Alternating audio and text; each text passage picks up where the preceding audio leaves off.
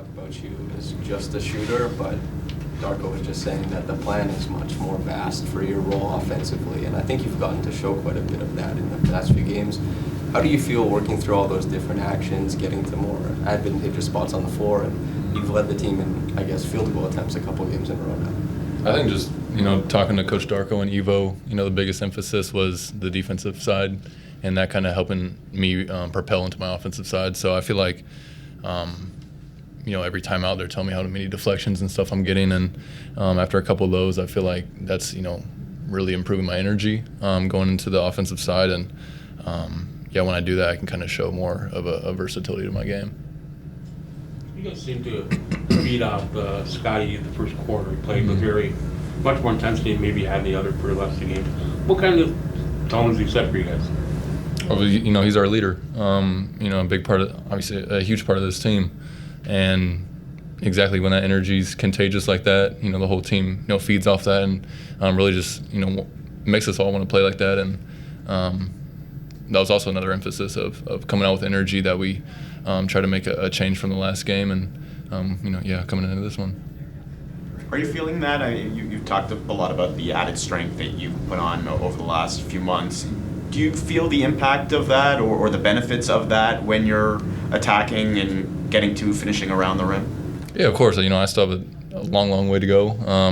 But at the same time, the improvements that I've been trying to make, like you said, like in the weight room with my weight and my strength, and kind of core strength to kind of hold my ground when I'm trying to look for fouls and and-ones like that. So yeah. Gradey, just to circle back to that first question, how does playing stronger defense lead to more versatility in your offense, particularly in the paint, right? Like you're diversifying your offense, less 3 points and more like points in the paint. How does defense lead to that? I think actually Kelly said it best after our loss in Boston, where the more everyone's involved, that kind of creates the energy that you're locked in. When you're, say you go through offensive possession and you may not touch the ball, and then you kind of, it's just bound to happen. You don't try to do it, but it kind of gets in your head where you're like, man, like, I need to touch the ball, or you're on the defensive side and you start to think, and then that adds up to you're one step behind. And I feel like locking in really, on the defensive end is what I'm trying to do. And the more I talk, the more I'm, in tune with the play, and that ultimately keeps me a step ahead, and then helps me propel into my offense where I'm just locked in on both sides of the floor. Where did the hook shot come from? Is it part of the arsenal? I told you the versatility. I knew Yak was going to clean it up, but yeah, tried it.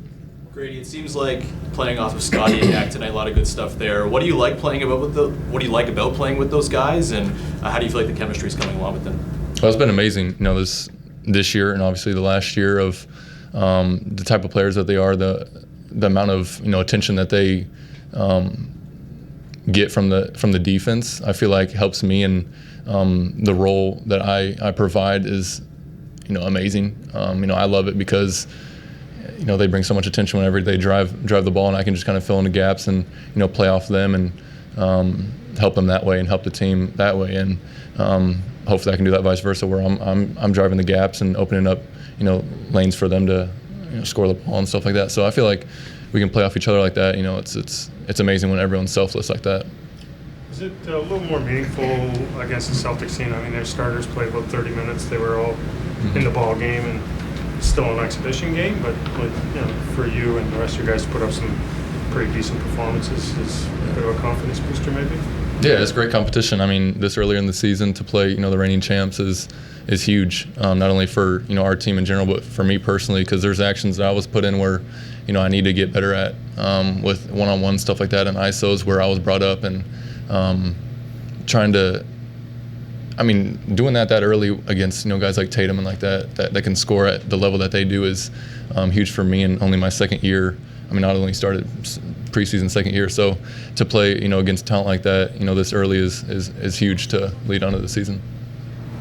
You got a bunch of baskets tonight, baseline cuts, stuff away from the ball. Is that like a function of how this team plays and how you want to play in this system? Yeah, it's exactly how I want to play. Obviously you have guys like Scotty, Kelly, Yak, playmakers that can find you, cutting off those post-ups or whatever it is through the offense. But just the pace that we had tonight, I thought it was different than our first few preseason games, and it really set the tone offensively and just set the tone throughout the whole entire night. So.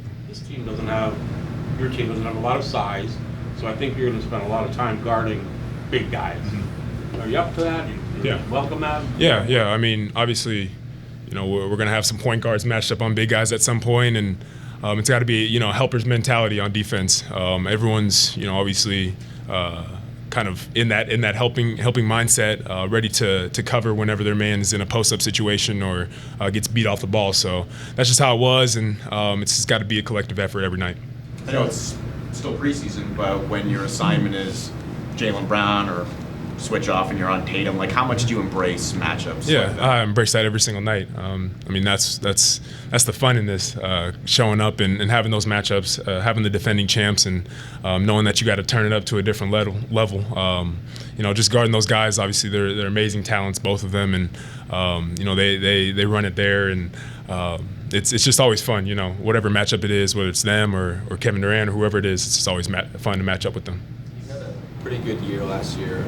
Screening, cutting, maybe a little bit snake bitten on the finishing. Mm-hmm. Is that something you worked on over the summer, or it was just like a bad run of play as far as like finishing plays off of that stuff, and you're seeing it's better now? Really just, that's something I worked on, kind of implementing it to everything and kind of just within our offense. But those and obviously the cuts and everything, just looking how I score and where else I can score and where I can find those opportunities more. I feel like this year's kind of being intentional about finding those and where on the court I can find those. So. Off-season work, you and Gradey put a lot of time into the gym back in Kansas this off-season. How did you see kind of what you guys worked on translate to tonight's game? Yeah, it was great. Obviously, Gradey got off to a hot start in the first quarter and obviously kept it going throughout the game. But it's great to see, his success and all the work that he's put in this offseason. But just being there with him and kind of grinding with him and having those months, not just with him but the whole entire team. It's good, and it's just exciting for this season. I'm excited for the season for that reason. So. You just maybe in open runs or anything like that, have you kind of matched up with him much? Does he seem like a different player, a little more? Yeah. I mean, I feel like he's gotten a quicker first step, and that's something for him shooting the ball as well as he does. That's something that's gonna help him out a lot. Obviously, guys closing out strong, and like you said, just being able to finish out the rim, he's improved on that as well. But just his cutting and like I said, with me, finding those spots where he can cut more, and where he can find get to his spots more within our offense. I feel like he's doing a really good job at that. When you look at the way Gradey played tonight, he seemed to have 13 field goal attempts inside the three-point line. Is that what you want from him, to be more versatile and attack on offense? Yes, I believe that Gradey is much more offensively than just a spot-up shooter. Last season, we talked about the vision for him. This is kind of like the next layer to it, and there are more layers to it that he needs to work on and develop. But I do believe that if you're just a spot-up three-point shooter in the modern time NBA, that's great skill, but that's not enough to get you on to maximize your potential and to maximize your usage on a team. So everything that's coming off of cuts and drives and slip outs, that needs to be developed. But also his one-on-one game drive, and it's gonna come pick and rolls when he's gonna be able to play in those as well. Scotty also played with more ferocity, more intensity early in the game. Is that what you need him every night to set the tone for your guys? We need Scotty to be that type of force every night. I thought that he was outstanding on defensive end and on offensive end, and when he comes with that kind of force and energy, just rubs off of all the guys. He's setting the tone for our team, and it's clear when he's doing that on a high level that affects us very positive. It seemed like even when you guys gave the lead back in the second, he seemed to keep pushing the pace. Is that as important as what happens when it's going well, how he plays when it's not going so well? As for us as a young team that we're just starting this process, it's very important that we can continue playing with that pace and force. And as time goes, we're going to be improving our half-court execution and timing and being able to recognize matchups. But like first thing for us, number one is pace, being able to play with a lot of force. Coach, pregame, you said that you wanted to see better decision-making from the three-point range. How did you feel you did tonight? I thought that maybe outside of like 2-3 shots that were heavily contested, I thought that the majority of other shots were wide open. They were created with the force and with our downhill drives, with our pace that we had on offense. Unselfishness of our guys tonight. Again, we had 34 assists. Playing that way, that's a recipe for us. Ochai has talked about really focusing on some of the offensive sides of his game over the summer, his shooting, and I know he spent a lot of time working with Gradey as well. Are you starting to see the strides that you're hoping to see from him on that end of the floor? For Ochai, shooting is not priority for me. For me, priority is what he's doing defensively, and he affected the game in a big way tonight. He was also able to get in a transition and score in transition and create those opportunities. He had a baseline backdoor cut that he got for a layup. He can do so many other things that can affect our game. And then shooting, I believe that the shooting is going to come for him as well. But I want him really to play with that type of force and feel comfortable on the court, and then everything else is going to come. You talked pregame about the importance of getting up more threes. You guys took 43 tonight. Where would you like that number to be, and how much higher than where it has been? I mean, I don't think there is a magic number, but for me, it's about decision making and making right plays. If team is going to decide to stay home and open up the paint, we're going to attack the paint and score a lot in the paint. If the teams are putting two on the ball and we can create open looks, we want to be ready. And I'm encouraging all the players to work on a shot and to be ready to shoot wide open shots. And I kept telling guys tonight in the game as well, be ready when the ball comes. If you have open one, shoot it with confidence. Mitchell didn't have the most points in this game tonight, but as you said before the season, the most important guy is the guy at the head of the snake, the point of attack. How was he in setting the tone defensively for this one?